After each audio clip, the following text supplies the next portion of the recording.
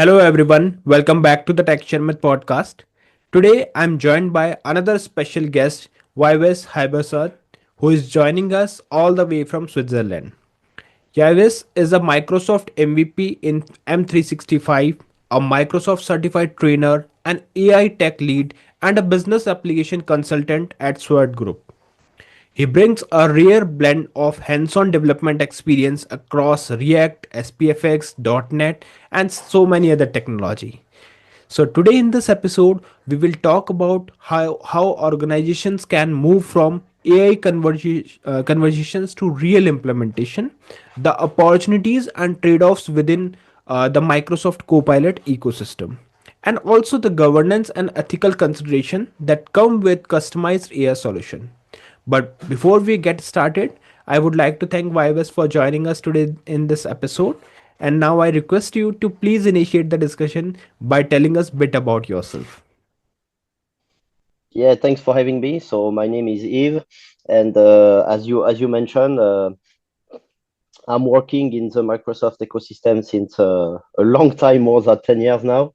And for those who don't know, initially, and when I started my career, I was more on the Apple platform world. So basically, I started my career as a iOS and Mac developer, to be 100% honest with everyone. So I moved to Microsoft ecosystems back in maybe 2020, these kind of things. Okay. So, it's like just before we proceed and discuss with the technical things, I just want to know about the initial days of your journey. So, can you take us back to the start itself, the beginning itself? Like, what first drew you into the software engineering and especially to the Microsoft ecosystem?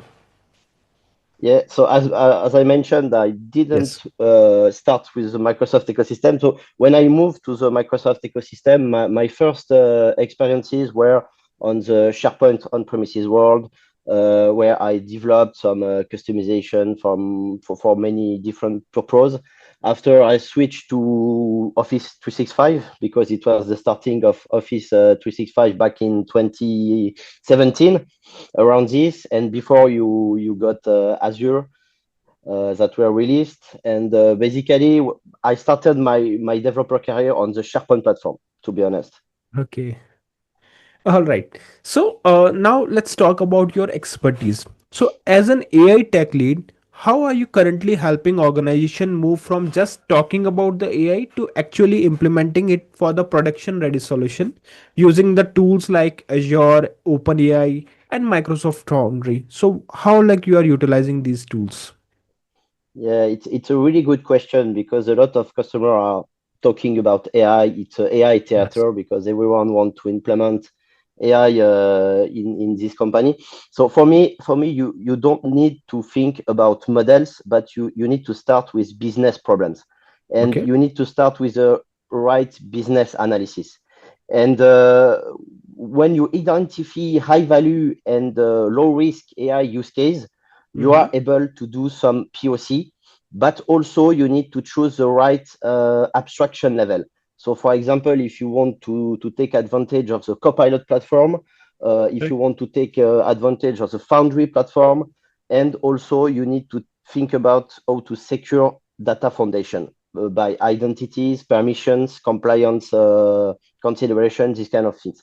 After, you are ready to make some great POC like I do with my job. We made a lot of different POC. Some of them were totally there were no really high value in terms of results, but some of them were really you got a return of investment, and Mm-hmm. basically it was some POC regarding document analysis, like legal document analysis, where you have multiple pages to analyze and to summarize these kind of things. And you have a high value when you think business problems and not models, because when you are thinking technologies before thinking business, you cannot do anything right, to be honest. Correct. Yeah, and I think this is something that everyone should understand properly, because nowadays everyone is talking about AI. They just want to use it, but they are not aware of their business. They are not aware about the requirement, right? But as you mentioned, like if they are sure that yes, this is the business and this is exactly what they are planning to achieve, then in that case, like it would be much more easier for them to utilize the right model and to implement the solution for their business need. So first of all, everyone should know about their business requirement, and accordingly, like they can move ahead. So here I want to ask you one question, because other than this, there is one more myth that, and we all believe that there are some group of folks who believe that AI is going to replace them in the IT industry and it is going to take the job. So as an expert, like how do you see and how do you address such kind of questions when you see Mm, such situations? Yeah, it's a good question, and I have a lot of different customers that asking me, I don't want to put this in production because some people will lose their job. But the Correct. problem is when you are thinking about in this way, uh, AI is not an assistant because AI need to be an must be an assistant. And when I develop some AI ready, production ready solution or whatever, we put some AI in production. We need to think this AI solution must be an assistant. Mm-hmm. Human in the loop is a must have. You need to have human in the loop at some point because the human will keep the decision at some point in the solution. So I take care of that because you can develop some solution to replace, especially some part of job. But basically, when I develop or lead the development of solution, I take care of that this solution must be an assistant and not a replacement of all the tool chain of activities. Correct. So we can say that it is a tool that is here to help us, not to replace us. And if you are using it wisely, but the good thing is, like everyone should know that it's the right time to adopt it. Because if you are not adopting it, somewhere like it will cause the issues.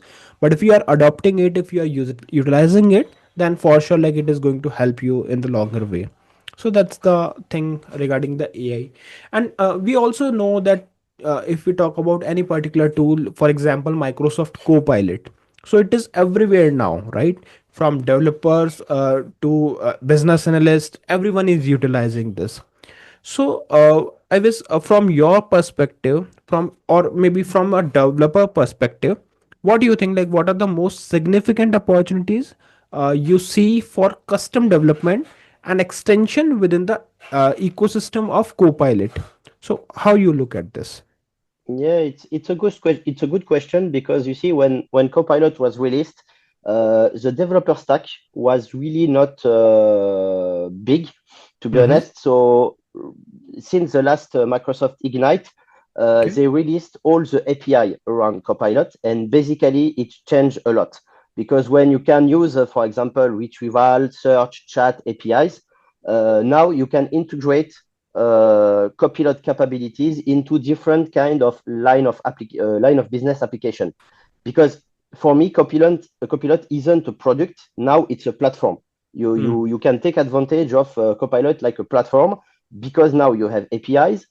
Because now you have security and compliance, you have everything to take advantage of in your solution, and you can integrate this kind of capabilities directly into your custom line of business application. For example, you can take advantage of a direct connection between ServiceNow or different Microsoft partner product, which is now powerful. But in the past, at the beginning of Copilot, it wasn't like this. Okay. All right. So now moving ahead, we will talk about your expertise on development as well as Power Platform. Because given your expertise in both development like React, SPFX, .NET Core, and the Power Platform, what do you think? Like when should a team lean towards building a custom M365 agent or a extension versus when they should leverage the Copilot Studio or a low code approach? So how you see this scenario? Yeah, it's a good question because I'm taking this question in my upcoming session in 2026. Okay. because I'm making a session on how to choose between a Copilot Studio Pass and the custom agent pass. And actually, to be 100% honest with everyone, Copilot Studio is really big now. You have a lot of different kind of capabilities, but now one of the key to think when you want to choose between these two paths is if you want to be able to customize the orchestrator. Mm-hmm. So in Copilot Studio, you cannot customize the orchestrator. You just activate the AI orchestrator, and that's all. And after, behind the scene, Copilot Studio will decide which action to take and what is the order and the ways of each action. You can specify an order if you want, but now when you do that, it's more automation for me. But Correct. in the custom M365 agent, you have the capability to customize the orchestrator. If you want, for example, you can use in .NET semantic kernel, and in Mm. JavaScript, you can use LangChain. And in this case, you are fully open to customize the orchestrator to define some some custom business logic, some workflows. Um, you have more granularity on the security and compliance also. And basically, you have you are free to scale up or make some bigger integration with a custom agent. Now, but I saw really a lot of different new capabilities in Copilot Studio that makes the difference between these two paths really light now, to be honest. Correct. Okay, so we talked about the things in proper technical terms, right? So one question on the behalf of those who are not from the technical background, who are not aware of the tools and other things, but they wanted to start using the Copilot maybe for some automation process or for making their task easier. So for them, like, could you please share some examples like which can be relatable to non-technical person, like how they can utilize the Copilot in order to achieve their day-to-day tasks, anything that keeps that in your mind right now, in which they can utilize this tool. Yeah, I have an example which is for me a good example because I'm using it on a daily basis. Is in for me one of the great feature of Copilot is the integration into Microsoft Teams. So Okay. basically, I have made a prompt, and based on my customer discussion, customer workshop, I Mm-hmm. ask them if I can record all the discussion, all the workshop. And basically, after all this meeting, I have a prompt, and I can extract, for example, the question not answered during the workshop. What are Mm-hmm. the key action? And basically, you with this simple example, you can take advantage of um, summarization. You can extract some key information maybe you have missed during the workshop, and it's really powerful to make a good customer report after that. Correct. And I think this is the best example because everyone is using Teams. It doesn't matter like if they are working in an IT or any platform, like they are utilizing Teams in order to attend the calls and sending the messages. So I think this is something that they can try to replicate in order to make use of this particular tool. All right. So now, moving ahead, let's talk a bit about the governance as well as ethical challenges that usually organization face. So, what you think, like from your so far experience, what are the biggest governance and ethical challenges organizations face when developing customized AI solution, and what are the best practices that you would like to recommend to manage those kind of challenges when they are facing, maybe in terms of governance or ethical challenges? For me, you have at least four key challenges. The first is Okay. data leakage and over permissioned AI. So when you Mm-hmm. have an environment where you don't have any permission control and this kind of system to prevent any oversharing, like in SharePoint, for example, but it could be also in a SQL database. When you don't have any proper permission control system in place, it will be a problem when you deploy some AI feature. So data Okay. leakage is a problem.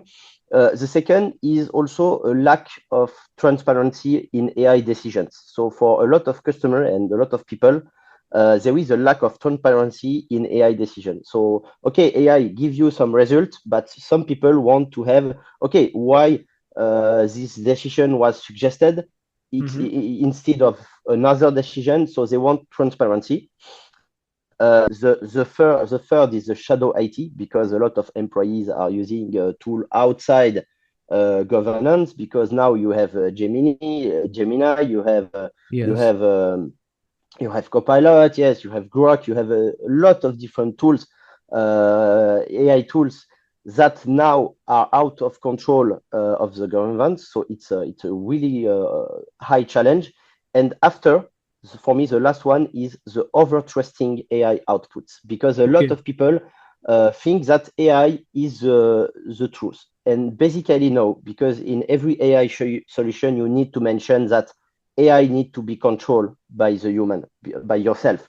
Because if you don't verify or check the outputs, and if you trust this output like everything, it will be a problem in the company, because your your data sources could be not up to date. So basically, the answer will not be as good as you want. Correct. Yeah. In fact, like the data, like even though it provides 70 to 80% correct answers, but still there should be someone who is monitoring those responses. Because if you are, for example, if you are developing any particular code and if you give the required prompt and if it is not providing the right output, and if you are utilizing it in your main project, it is going to affect a lot, right? So it is always recommended to firstly review the thing that you want to implement, and if it is not providing the right thing, it's better to go for the next solution. Because it's at the end, like human needs their brain to identify like which is the best solution in order to achieve the task. So that is the Yeah. best piece of advice you just shared. Yeah, and some best practice I can share with you. I have a few example.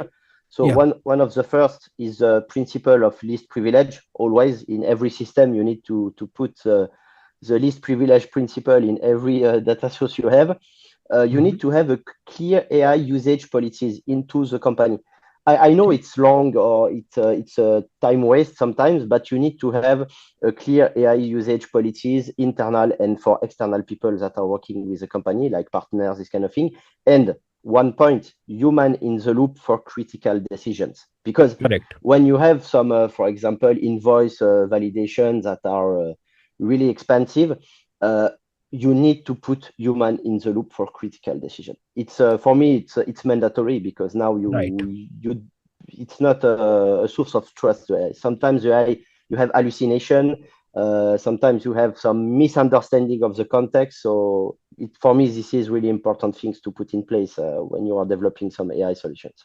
Yes, it is mandatory, and I think this answer also help the people to break down the myth that it is going to replace human. Because no, it is not going to replace. Every human has its own, humans have their own capacity and intelligence, so they are the right person to identify like whether it is going working perfectly or not. So we can't blindly trust on AI. After all, like it is our duty to identify whether it is working or fine or not. Yeah, So and last point, important also the monitoring and feedback loops. Basically okay. now, for example, the Microsoft 365 Agent SDK has released some really cool feature about monitoring and feedback loops. Copilot Studio also since last Ignite. So for me, it's also a really important point to have a monitoring and feedback loop to be able to react and to update the solution if there is some problems with the understanding of the AI, this kind of things. So it's really important to monitor the solution. Right, agree. Okay, so I was next thing is regarding the Power Platform, because we all know that Power Platform is constantly evolving. So, in your view, what is the most underrated, or maybe you can say the underutilized component of the Power Platform, like Power Pages, Copilot Studio, something like that, that developers should be paying closer attention to in the upcoming years? like we all know that it is rapidly evolving. So what do you think, like what are the most underrated and underutilized components of Power Platform? For me, yes, for me, two projects. The first is Power Pages.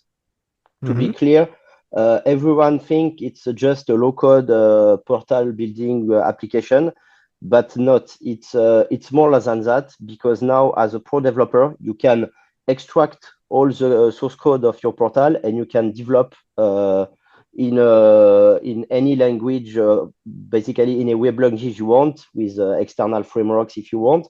Power Pages is more than a low-code tool. Now you have pro developers that are building really good portal to expose some data from Dataverse or from ERP systems in Microsoft Dynamics 365. So for me, Power Pages is more than a low-code platform, and Copilot Studio for a lot of people is just chatbot, or Correct. it's just yes, you can ask questions, but not. Copilot Studio is for me a platform where you can develop AI solution with, for example, you have autonomous agent to react on some triggers.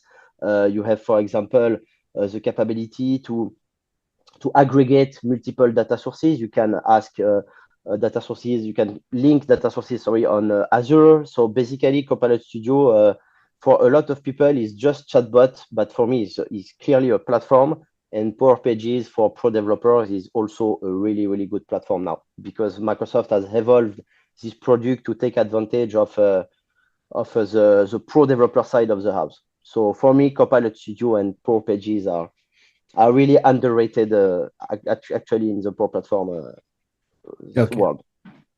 All right. Okay, so now moving ahead, we will talk bit about your other contribution, because not only as a MVP, you are also contributing as a blogger as well as a speaker.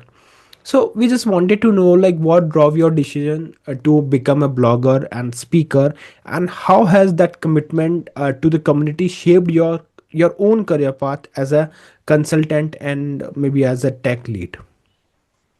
Yeah, it's a good question because a lot of people are asking me why you do that. It's a time wasting and these kind of Yeah. things. But to be honest, I became a speaker. I was really shy at the beginning, to be honest. And Okay. basically, a mentor told me, no, you need to go share your knowledge, and you will see that people are really interested of your background. They will ask questions. And to be honest, as a speaker now, it's always a way to learn from each other Correct. because in many conferences I deliver some session, but I'm also attending some other people, other MVP session, and it's, Mhm. to be honest, always a good way to understand some key concept outside of my initial scope of skills. For example, I'm attending some security sessions, this kind of thing. So it's always a good, yes, a good way to learn from a lot of different experts to exchange different point of view on, for example, AI governance in company. How do you develop some AI solution in companies? It's also a source of ideas, these kind of things. And blogger also, because when you blog some different point of view on a topic.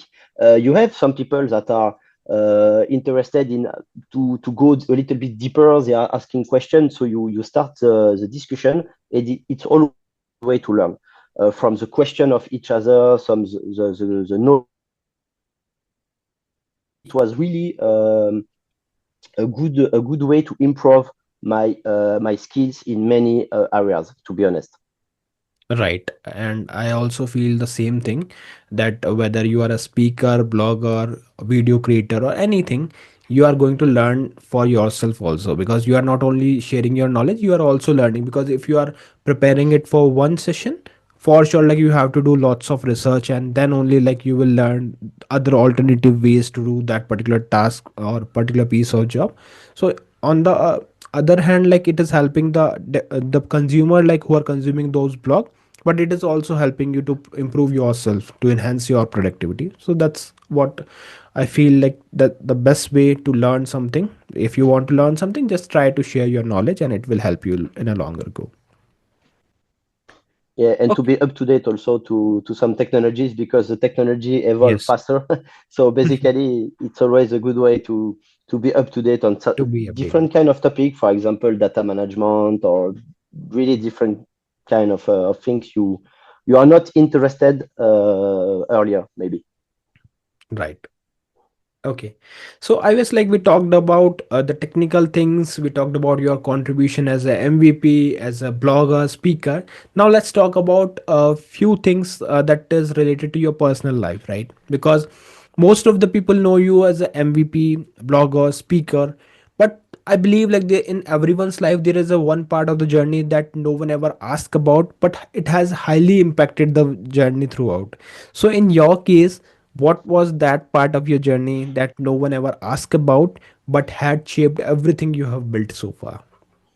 Yeah, no one is asking about my failure because it's always bad. But to be honest, I had some failure in my You're right. career, in my life, this kind of stuff. But I I prefer to tell everyone failure is not a failure, is a way to learn, to understand what was wrong and now how to do better, to be Correct. honest. And a lot of people don't ask me, everyone is asking me, okay, what are your success, this kind of thing, but never, okay, in your career, what was your main failure to understand? Yes, I had some failure, but this is the way to don't reproduce this mistake and to be better in the future. So this is for me important to tell that to everyone. Failure is not bad. It's always a way to learn what was wrong and how to improve yourself or your decision in the future. Definitely, it's a part of journey, and even those people like who are into leadership role, they know that there is nothing called failure. Like we have to learn. These are the phases of the life where we will learn something from what we did, and we try what we tried, and we also got the best thing after realizing that okay, these were the things that were not implemented as expected. So now you can move forward with the new approach, and then you can get the better solutions.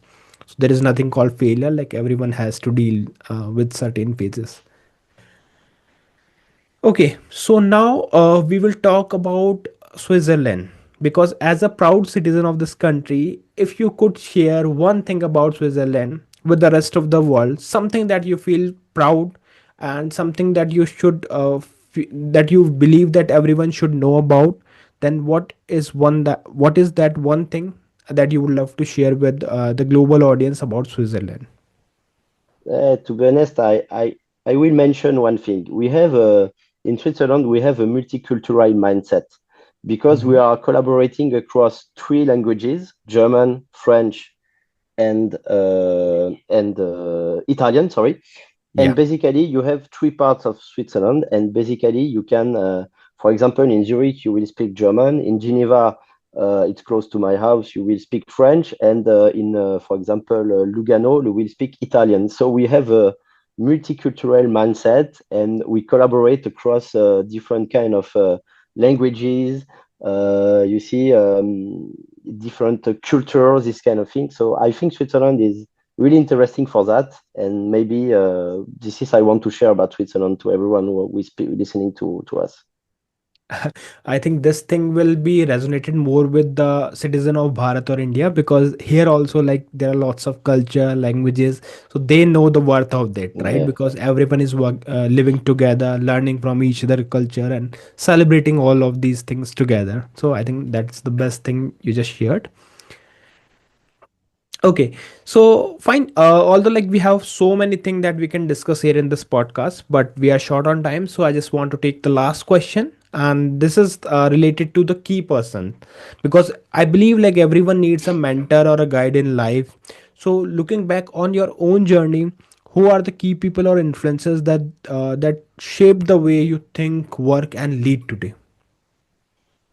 I have. I will mention three people. One is not on the Microsoft side; is on the Apple side because this guy uh, invite me to to start my Apple developer journey. It was Scott Forstall, the senior vice president of iOS software at Apple, between 2007 and 12, because he Okay. was a developer of the first iOS kernel in terms of Okay. software engineering. For me, he was a guy who inspired me a lot. And the two guys from the Microsoft ecosystem. The first is for those who want to learn a lot about the community is Vesa Juvonen. It's Mm-hmm. a principal program manager in the Microsoft 365 platform area, but this guy is helping a lot the community to develop. He is always open to help some other people, MVP and non-MVP, to talk in the PNP session, this kind of thing. So this guy at Microsoft is really a community guy with a strong motivation to help people. And the third one is one of the famous PNP contributor because he's the main author of the PNP modern search solution. It's Frank Cornu. We worked together 2 years in the same company. Like in the he was based in Montreal and myself in Switzerland, but we share a lot of different things during our job. And this guy helped me a lot to understand the PNP contributor objective and these kind of things. So these three guys are really important in my life because they inspire me a lot and they give me a lot of different help in my career. Okay. All right. So, yeah, thank you so much, Ives, for joining us today in this episode and for sharing so much information regarding the Copilot and the importance of AI, and also about sharing your the life insight, your personal life insights. It was pleasure to talk to you here. So, thank you once again for being a part of the show. Yeah, thanks to everyone who listened, and thanks to you for the invitation. It was a great time. Thank you.